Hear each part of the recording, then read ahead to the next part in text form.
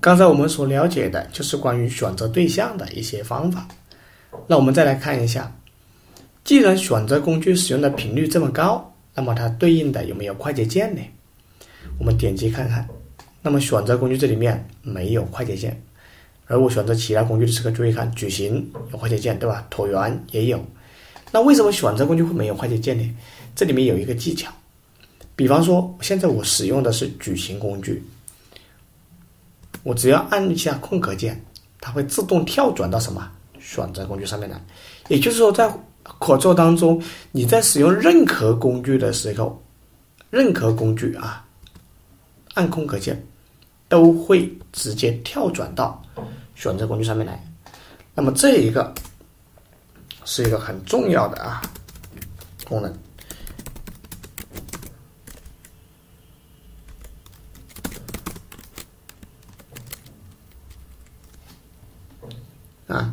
选择工具的操作技巧使用任何工具时按空格键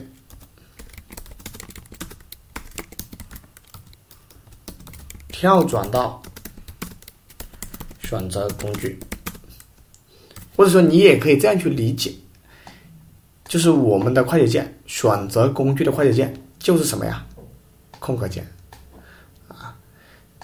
当然在文字工具输入文字的状态下面是不可以的如果没有输入文字，也是按空格键就可以跳转。比方说现在我使用文字工具，按空格键它也会跳转到选择工具。但是如果用文字工具在输入文字的状态下按空格键，这个时候敲出来的是空格，并不是文字这一点大家要明白。这是关于选择工具的快捷键的方法。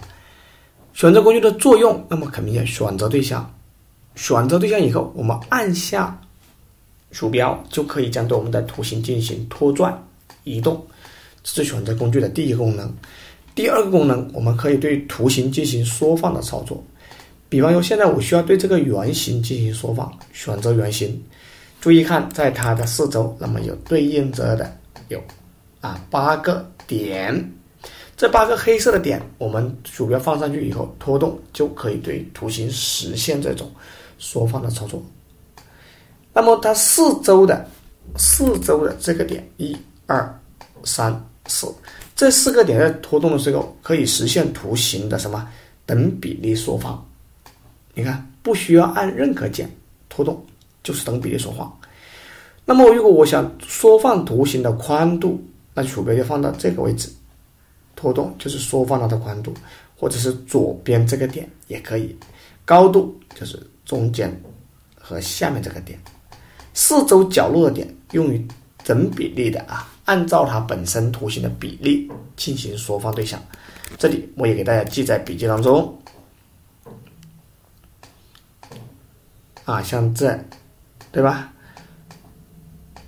这4个点可以用于什么？按比例缩放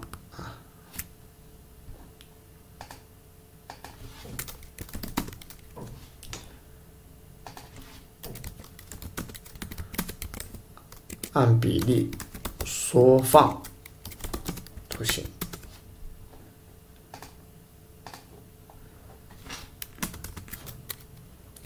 选择工具图形的缩放，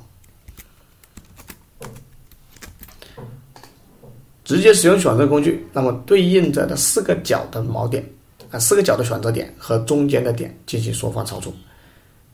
除了缩放以外，这里要注意如果说我要以中心点以中心点缩放，按住 Shift 键这就注意了，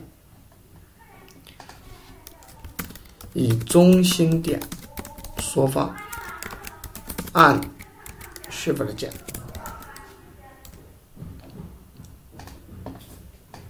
那么在缩放的时候，除了缩放以外，我们平常所做的包括旋转。如果现在我需要对这个圆形进行旋转操作，看看怎么操作。我先把它稍微压扁一点这样旋转看得更清楚。使用选择工具的同时，在选择一个对象以后，指着对象单击鼠标。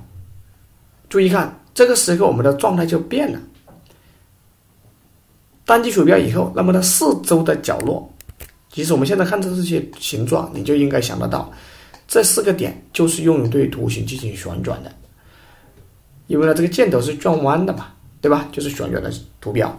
那么像这种呢，上下或者左右就是倾斜，也就是在这里面，你看选择对象以后啊，再单击一下图形，就可以实现图形的旋转。可以再进行旋转的操作，或者是在属性栏这里啊，也可以进行旋转的角度的输入。第二个倾斜，鼠标放在这里，出现左右箭头啊，这个时候就是倾斜。那么这里我们也给大家截一个图，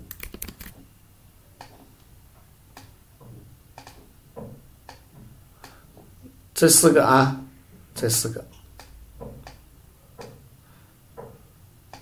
这是旋转，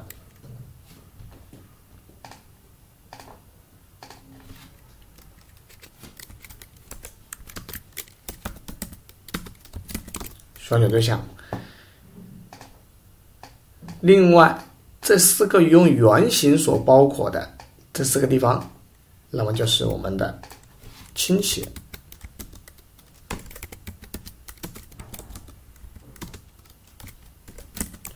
可以对着我们的对象进行倾斜的操作啊。那么怎么样调出来的呢？旋转、倾斜对象，选择图形后，再单击图形即可旋转倾斜对象。那么这里对应着的就是说，在不同情况下面啊，它的选择的点的位置不一样，旋转倾斜对象的操作也是不同的。那么这个也是比较常用的一些操作，我把这里进行标红啊，这些标红的内容就说明它是重点的内容，同学们需要去好好的掌握。